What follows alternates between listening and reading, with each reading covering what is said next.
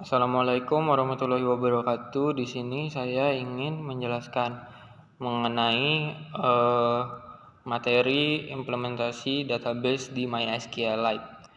Nah, pengertian SQLite sendiri adalah sebuah pustaka perangkat lunak yang menyediakan sebuah mesin data basis data SQL yang berdiri sendiri.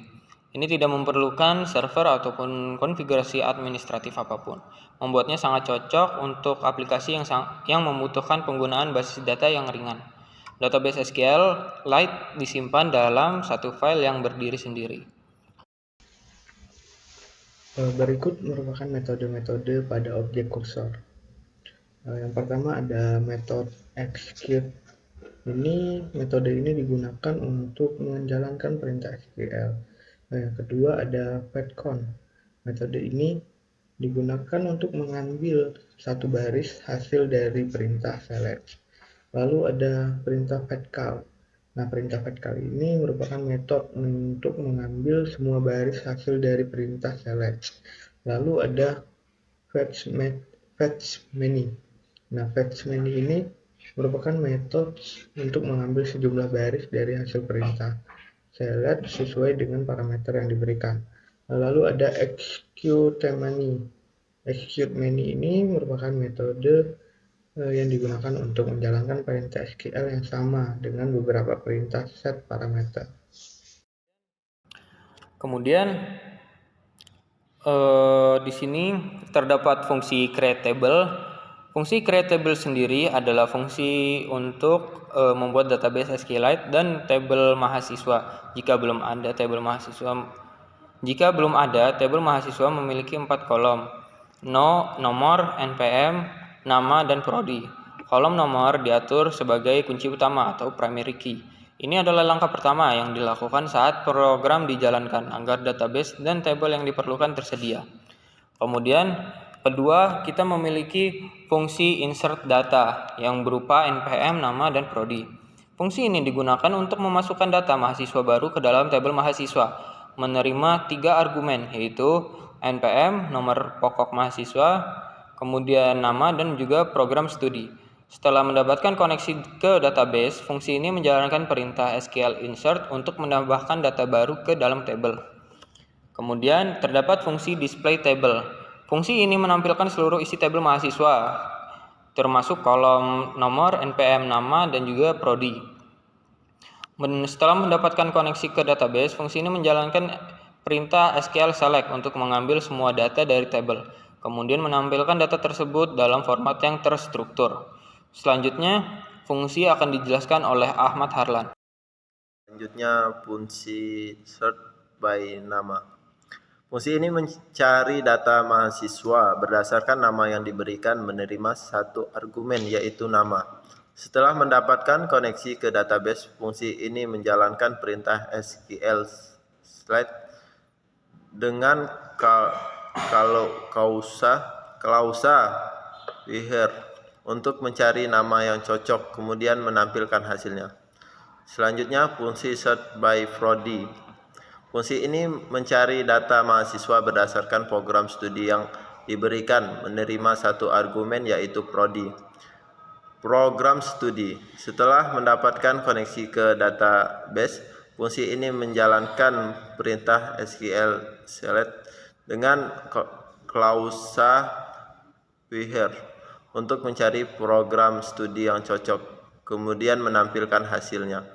Kemudian fungsi delete. Nah, fungsi ini menghapus data mahasiswa berdasarkan nomor yang diberikan menerima satu argumen yaitu nomor. Setelah mendapatkan koneksi ke database, fungsi ini menjalankan perintah select SQL delete untuk menghapus data. Setelah itu fungsi ini juga memperbarui nomor untuk record setelah record yang dihapus. Baik, selanjutnya akan dijelaskan oleh Muhammad Syahrul Ikhsan. Lalu di sini kami juga membuat display untuk menu. Nah, untuk perintah ini adalah untuk membuat menu-menu yang ada pada aplikasi ini. Yang pertama kami untuk database ini, perintah untuk database ini kami membuat menu untuk memasukkan data. Yang kedua, ini menu untuk menampilkan tabel yang telah dibuat. Lalu ini untuk mencari data berdasarkan nama. Lalu yang keempat, ini untuk mencari data berdasarkan program studi. Lalu yang kelima, ada menu untuk mengedit data berdasarkan nomor. Lalu yang keenam, ada menu untuk menghapus data berdasarkan nomor. Lalu yang ketujuh, ada perintah untuk selesai atau keluar. Nah, untuk membuat database, di sini kami membuat database.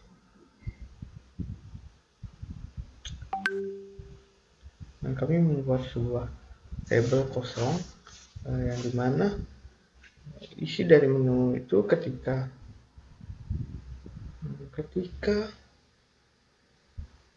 jika user memilih 1, maka program akan meminta user untuk memasukkan npm, nama prodi dan juga prodi. Lalu program akan menginsertkan npm, nama dan juga prodi ke dalam tabel. Nah, ketika data telah dimasukkan ke dalam tabel, maka program akan menampilkan sebuah pemberitahuan bahwa data berhasil dimasukkan. Lalu jika user memilih angka 2, maka program akan menampilkan isi dari tabel yang telah kita buat. Lalu jika user memilih angka 3, maka program akan meminta user untuk memasukkan nama yang ingin dicari. Lalu program akan menampilkan isi tabel sesuai dengan nama yang dicari. Lalu jika user memilih angka 4, program akan meminta user untuk memasukkan program studi yang ingin dicari. Setelah user memasukkan, maka program akan menampilkan data di dalam tabel sesuai dengan program studi yang dicari. Lalu jika user memilih 5, program akan meminta nomor data yang ingin diedit. Setelah itu, program akan meminta user untuk memasukkan ulang npm, nama, dan juga prodi yang akan diedit. Kemudian program akan mengedit data yang sudah ada di dalam tabel. Lalu jika user memilih 6,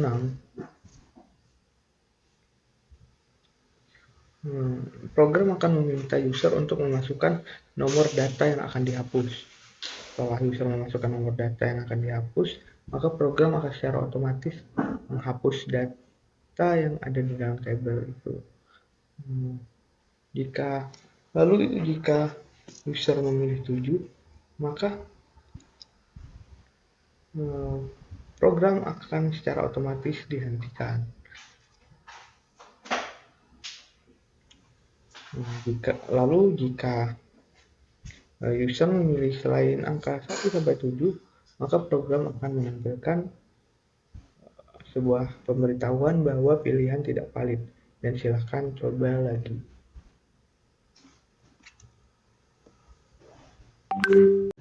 Berikut merupakan hasil running dari program SQLite yang telah kami buat. Di program akan menampilkan beberapa menu. Yang pertama ada menu memasukkan data, yang kedua menampilkan tabel, yang ketiga mencari data berdasarkan nama, yang keempat mencari data berdasarkan program studi, dan yang kelima mencari data berdasarkan nomor, yang keenam menghapus data berdasarkan nomor. Lalu yang ketujuh ada menu untuk keluar. Baiklah. Di sini yang pertama saya akan mencoba untuk memasukkan menu nomor satu, yaitu untuk input data. Setelah itu, program akan meminta user untuk memasukkan NPM. Untuk contoh, saya menggunakan NPM saya.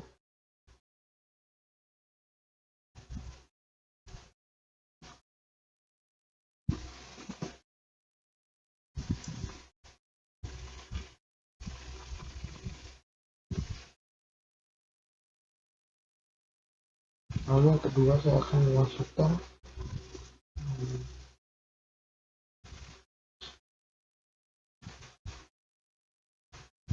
NPM lagi. Lalu program akan meminta memasukkan nama. Setelah itu, program akan meminta user memasukkan program study. Nah, di sini saya akan memasukkan 3 buah data.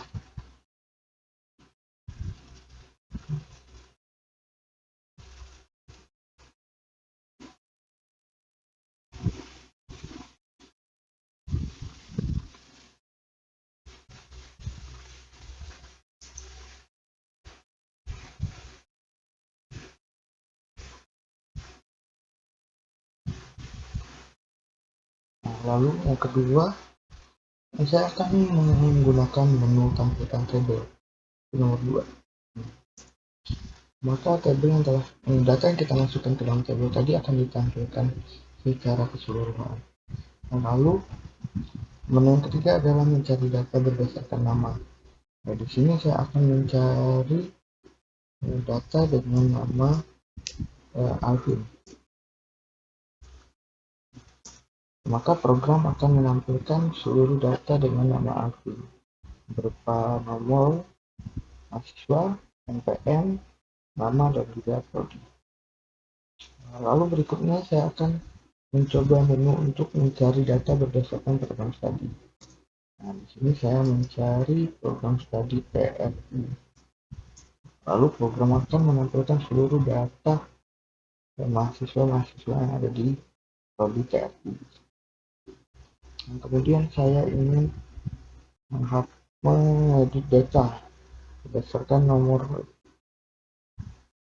dari mahasiswa.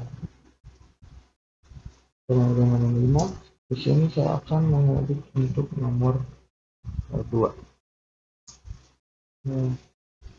Saya akan memasukkan NPM-nya tetap.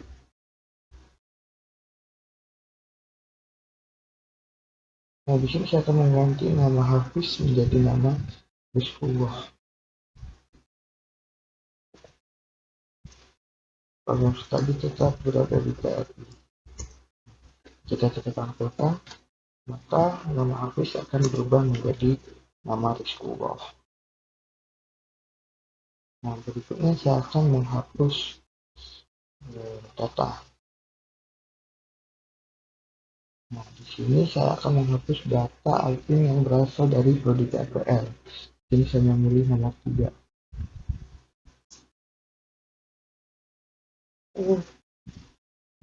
Maaf, saya melakukan kesalahan.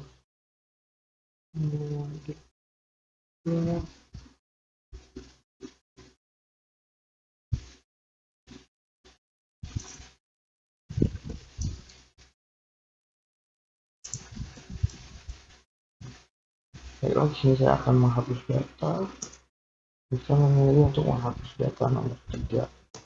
Maka ketika kita tampilkan tentang kita buat tadi, maka mahasiswa nomor 3 dengan nama Alvin telah hilang dari daftar tabel. Nah, lalu menu ketujuh adalah untuk keluar dari program. Sekian hasil running dari program ini. Untuk mengakhiri presentasi ini saya akhiri. Wassalamualaikum warahmatullahi wabarakatuh.